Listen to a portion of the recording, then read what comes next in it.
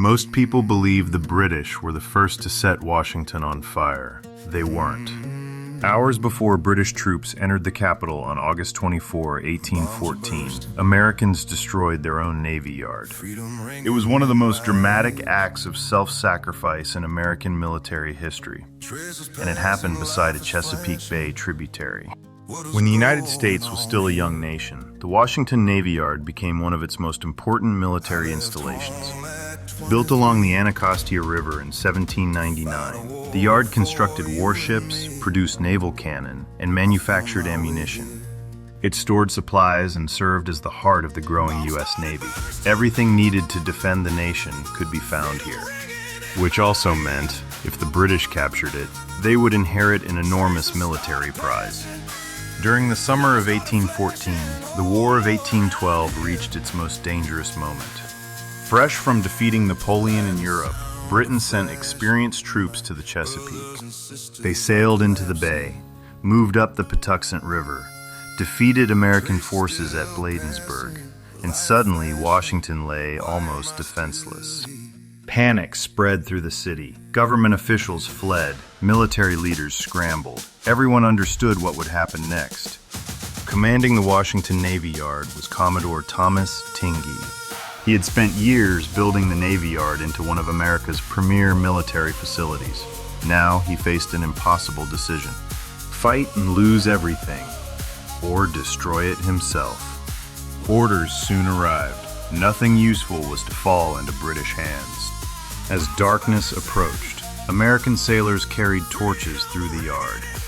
Warehouses, timber yards, shipbuilding sheds, rope walks, weapons, naval stores, ships under construction. One by one, they were deliberately set on fire.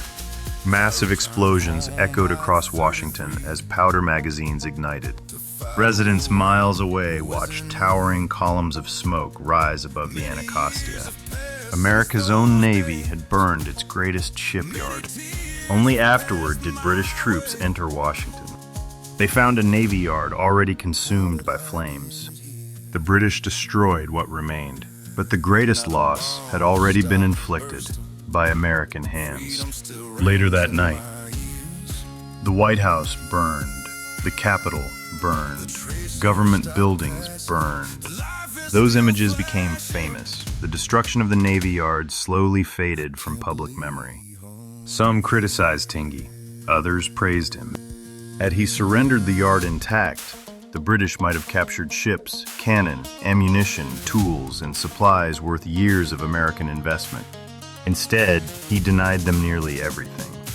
It was a devastating sacrifice, but one intended to protect the nation's future. The Washington Navy Yard sits on the Anacostia River. Every drop of water flowing past those docks enters the Potomac River. From there, it reaches the Chesapeake Bay. One of the defining moments of the War of 1812 unfolded not on the open ocean, but beside a river connected to the largest estuary in America. Today, the Washington Navy Yard still serves the United States Navy. Modern buildings stand where shipwrights once shaped timber and forged cannon. Visitors crossing the Anacostia often have no idea they are passing one of America's most important historical sites. Because before the British burned Washington, Americans burned it first.